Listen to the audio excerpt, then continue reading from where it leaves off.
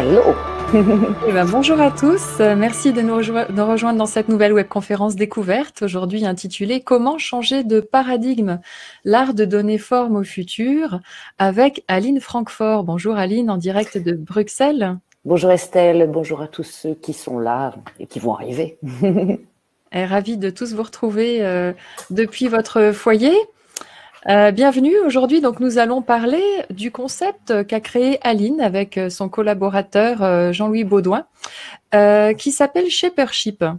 Alors, ce concept va nous permettre de changer de paradigme, c'est-à-dire de proposer des alternatives porteuses d'espoir pour le futur, de développer notre imagination, et on va voir à quoi on peut l'appliquer et comment est-ce que, à travers cette approche qui est novatrice, est-ce qu'on va pouvoir nous-mêmes ouvrir nos perceptions, changer de vision pour pouvoir co-créer eh bien une autre réalité, celle qu'on souhaite, qui soit bien plus porteuse pour tout le monde. Alors, bienvenue Aline, merci d'être parmi nous aujourd'hui. Avec plaisir. Tu es directrice de Creative Consulting. Tu vas nous expliquer alors quel est ton rôle à travers cette entreprise, et aussi l'auteur du livre Shapership, dont on vous parlera donc avec son collaborateur Jean-Louis Baudouin. Alors, ton parcours en quelques mots, Aline, pour te présenter? Mon parcours, j'ai étudié le droit et le dessin un peu par accident. Je dirais que je dessinais tout le temps quand j'étais petite, et ça m'a vraiment formée à découvrir ce que ça pouvait bien vouloir dire l'imagination. J'étais très dyslexique, et maintenant ça va beaucoup mieux. Donc si je dis des choses à l'envers, faut pas s'en faire. Et donc j'étais obsédée par la question qu'est-ce que c'est le réel. Et peut-être que le dessin, j'en parlerai un peu, mais en tout cas l'imagination et la créativité, c'est aussi une quête de ce qu'est le réel, au-delà des apparences, je dirais. Et puis j'ai été engagée dans une société qui travaillait sur des grosses fusions, restructurations. Et là, j'ai dit à mon patron, c'est quand même un peu embêtant parce qu'en fait, on gère les conséquences du passé, mais on ne crée rien pour le futur. Et c'est là que pour la première fois, je lui dis, écoutez, moi, je crois que le futur est la cause du présent. Et il m'a ri au nez. Et puis, on en parlera puisque je crois que c'est plus ou moins prouvé aujourd'hui. Et depuis, j'ai fait mes activités à moi qui sont toutes liées à cette passion que j'ai, qui est l'art de créer ou de donner forme au futur. Mais très centré sur l'imagination, je dirais, sur cette faculté-là. Bon, c'est de ça que je parlerai. Donc, pour me présenter, je dirais juste ça. J'ai aussi que dire directrice de Creative Consulting, c'est rigolo parce qu'en fait, on est deux depuis 25 ans. Donc, je ne dirige rien du tout. En fait, je mène des projets qui sont des projets que j'espère le plus passionnants possible, ce qui n'est pas toujours le cas, mais enfin, il y en a qui sont passionnants. Eh bien, alors, auprès de qui tu vas agir en fait avec tes connaissances? Je dirais que la spécialité n'est pas dans avec qui je le fais, mais la spécialité, c'est d'aider à faire émerger des histoires alternatives du futur. Donc, ça veut dire aider des gens, et c'est toujours des gens, même si après, je les appelle des communautés de travail quand ils sont ensemble, soit dans une organisation, soit, ce qui est de plus en plus le cas, en dehors d'une organisation, une communauté qui travaille à des soins de santé alternatifs, ou une communauté d'agriculteurs, une communauté d'artisans, enfin. Et je les aide à faire émerger une histoire alternative, c'est-à-dire à rendre visible quelque chose qui n'est pas encore visible. Et qui n'est pas visible parce qu'il s'agit en fait de percer dans la jungle des représentations qu'on a, de ce qu'on croit qui est impossible, pour faire émerger quelque chose qui apparaît comme possible, et puis de le réaliser dans la vie. Alors, j'interviens énormément je suis intervenue énormément auprès d'entreprises pendant les 25 dernières années. C'était surtout des entreprises publiques ou privées sur des sujets comme la pauvreté. Comment est-ce qu'on traite la pauvreté dans le futur? Qu'est-ce que ça veut dire? Comment est-ce qu'une entreprise se réinvente pour cesser éventuellement de participer à la création d'une économie qu'elle ne souhaite plus elle-même, mais dans laquelle elle est piégée à cause des modèles dominants? Bon, ça, on peut en parler. Et puis, il y a des gens qui viennent, par exemple, des artistes qui viennent et qui me disent, voilà, moi, je voudrais bien avoir une conversation. C'est surtout depuis que j'ai écrit ce bouquin avec Jean-Louis.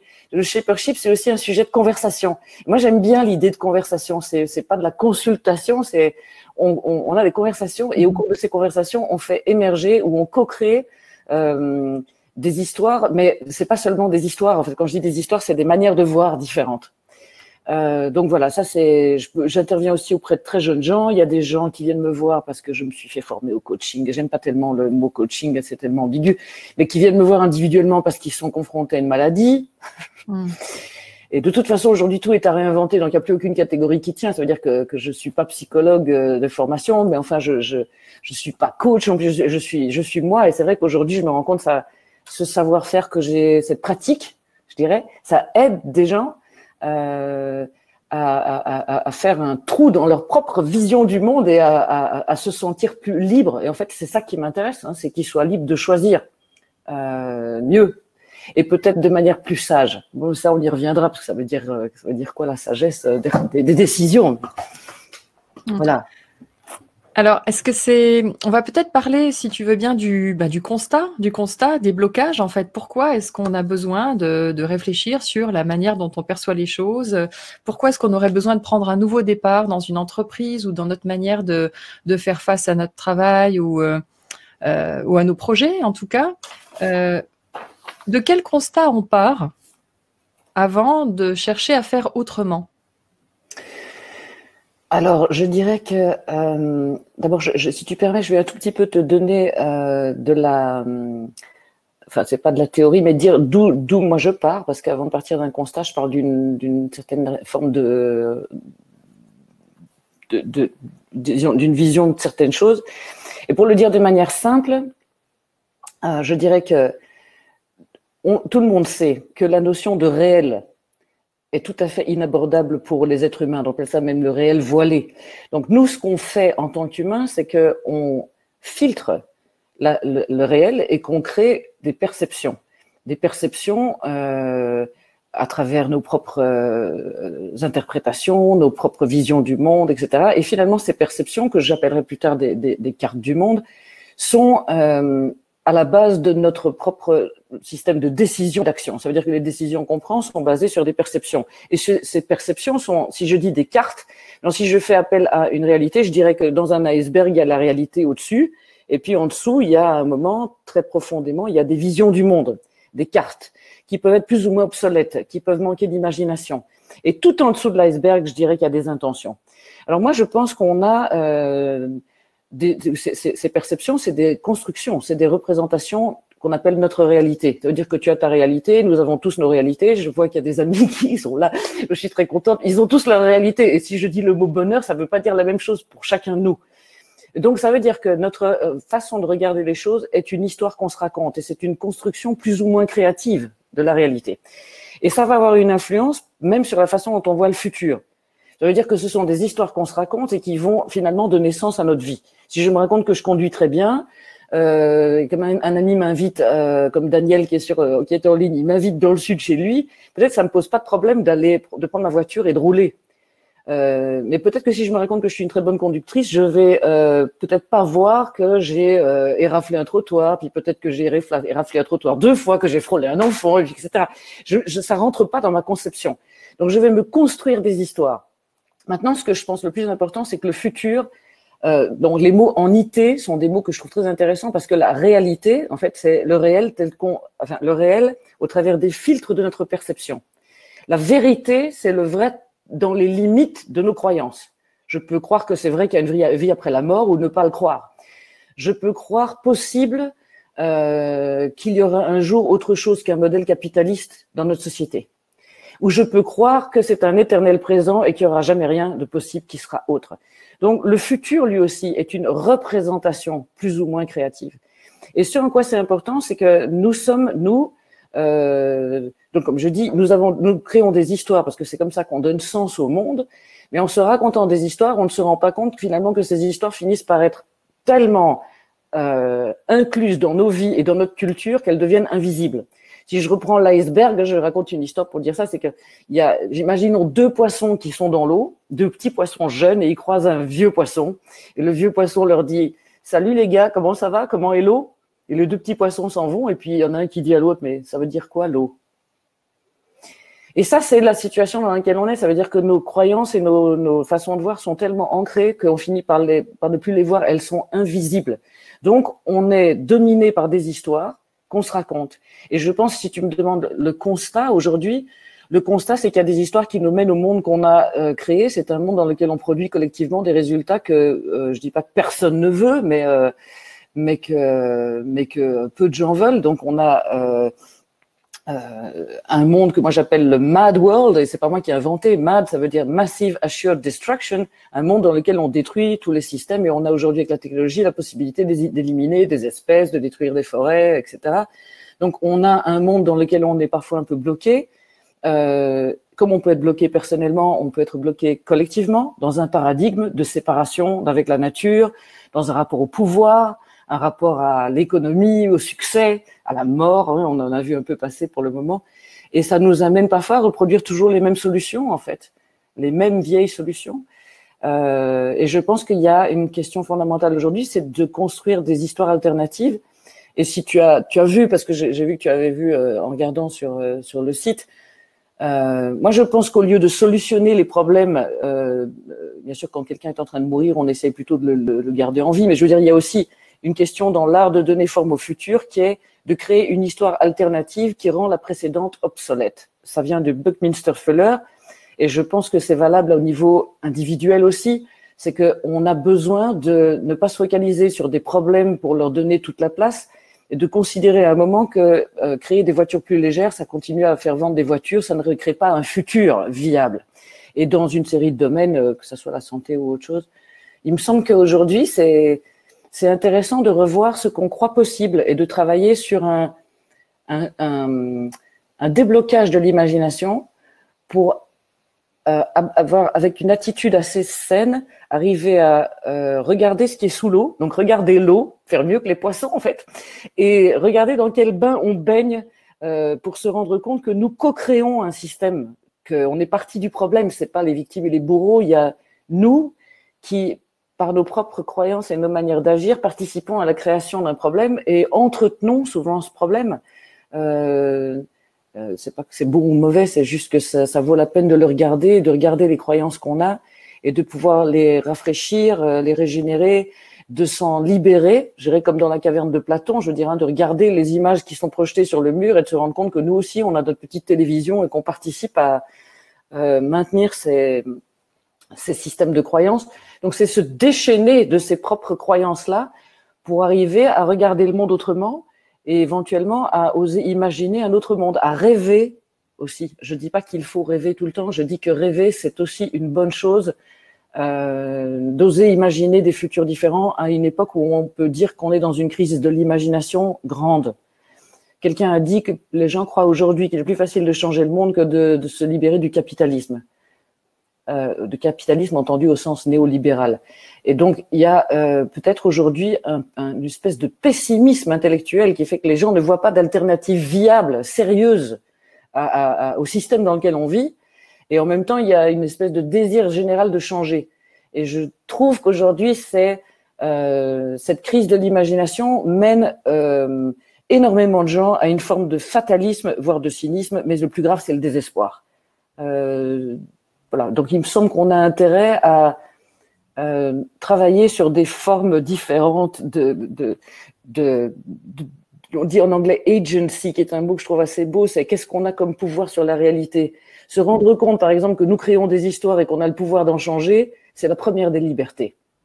Je trouve pas ça anodin, déjà, de se rendre compte, oui, c'est vrai, je me crée des histoires, c'est pas qu'elles sont bonnes ou mauvaises, c'est pas que c'est bien ou mal, c'est simplement, je peux avoir des vérités à un moment qui sont des vérités temporaires, des croyances que je peux revoir. Et ça, c'est déjà une énorme marge de liberté. Travailler sur le microcosme entre les deux oreilles. Et après, ça nous permet sans doute de récupérer une forme de réflexion sur la façon dont on peut changer. Alors, le constat, c'est aussi qu'il y a un nombre de gens insensés qui ont envie aujourd'hui de bouger de modèle et qui se rendent compte que c'est pas en allant chercher chez les politiques ou des leaders qui sont un peu centrés sur leur ego. Donc, il y a besoin de changer de modèle, de donner de nouvelles formes. On n'a pas réellement de personnes légitimes à l'extérieur pour le faire et sans doute que c'est nous qui allons, je pense, prendre des responsabilités si on y arrive à faire ça. Et je pense aussi que sans cette imagination, on va dans la peur et la violence. Et je sais pas jusqu'où ça va aller en Europe, mais c'est des assez mauvais guides tout ça, et ça nous amène parfois à une instabilité complète. Je vois des gens, par exemple, en Amérique, là, pour le moment, qui ont créé ce qu'on appelle des espaces, des étudiants dans les universités créent des espaces où si jamais ils sont blessés, ils ont le droit de se plaindre. Mais être blessé, c'est par exemple par un propos de quelqu'un qui préfère l'eau gazeuse et eux l'eau plate. Hein. Donc il y a des propos qui commencent à blesser des gens qui n'ont pas de stabilité et ça devient de la violence avec des mouvements extrêmement forts. Donc aujourd'hui, la violence s'exerce quand les gens se sentent en danger parce qu'ils sont pas assez capables d'avoir un axe profond. Donc il faut dire que l'imagination, pour moi, comme elle donne du choix et qu'elle donne des options, elle permet aussi à des gens de créer un désir du futur. Et ce désir, pour moi, c'est le meilleur antidote à la violence et à la peur et au fatalisme. Alors, pour maintenir ce désir vivant, est-ce que ce ne serait pas par peur de ne pas savoir comment réaliser les idées que finalement on reste peut-être dans les mêmes schémas parce que est-ce que c'est vraiment un manque d'imagination ou est-ce parce qu'on est bloqué dans l'idée de comment les mettre en place, ces idées, ces décisions?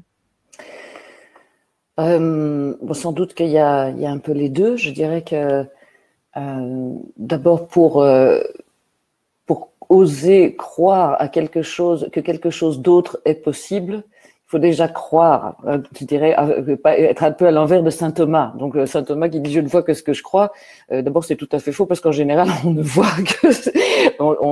enfin, comme je suis dyslexique, je pense que je l'ai dit à l'envers. Qu'est-ce qu'il dit saint Thomas? Je ne crois que ce que je vois, c'est ça. Mais en réalité, la plupart d'entre nous, on a déjà un tas de croyances qui obscurcissent absolument notre capacité de croire. Et alors j'entends des gens qui disent on n'en sortira jamais, il y aura jamais rien d'autre qui sera possible, ou l'oppression ou le système dominant continuera à dominer. Ok, je veux dire, il y a un homme qui a battu le record du monde des 4 minutes à la course à pied, qui s'appelle Bannister, et avant qu'il le fasse, les docteurs et l'ensemble des gens qui s'occupaient de sport avaient considéré que c'était même dangereux pour la santé de faire ça. Et puis ce qui est étrange, c'est que Bannister l'a fait, et quand il l'a fait, l'année suivante, il y a plusieurs athlètes qui ont réalisé le même record.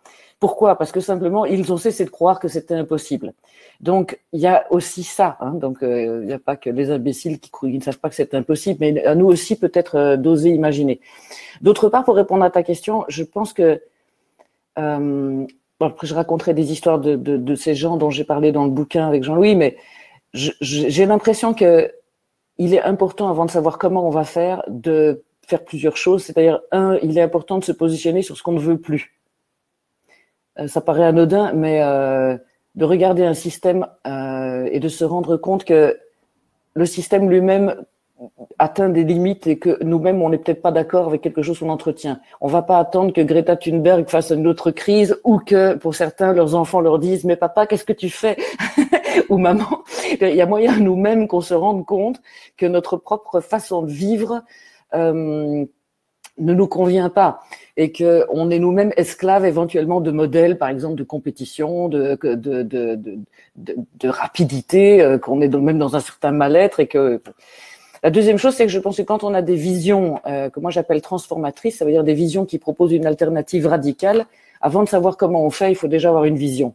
Et les gens qui confondent les deux choses, d'abord, ont rarement des visions transformatives parce que ce qu'ils font, c'est qu'ils corrigent le système où ils le maintiennent. Ils font des voitures qui sont plus légères, ou ils font des instruments de contrôle plus efficaces de nos corps. Ou… En fait, ils font des innovations qui ne sont pas porteuses de valeurs qui sont viables à long terme. Et ce que il me semble qu'on a aujourd'hui comme difficulté, c'est d'oser débloquer l'imagination sur des choses qui ont l'air impossibles. Le I Have a Dream de Martin Luther King, c'est ça que font les gens dont on parle dans le bouquin. Tout le monde se vrille l'index dans la tempe en disant c'est complètement dingue. Non, c'est faire un trou dans une bulle de représentation qui sont bloquées. Et c'est à ce moment-là que, comme disait Einstein, la lumière rentre et on a des mauvaises surprises évidemment, puisque c'est aussi ouvrir une brèche dans une jungle, souvent d'impossibilités qui sont fabriquées. Donc pour moi, le saut en imagination, c'est le pionnier qui ose montrer à d'autres que ce que eux croyaient impossible ne l'est pas. Et le faire demande énormément d'imagination aussi. Mais je ne sais pas si avant d'imaginer, il faut savoir comment on va faire.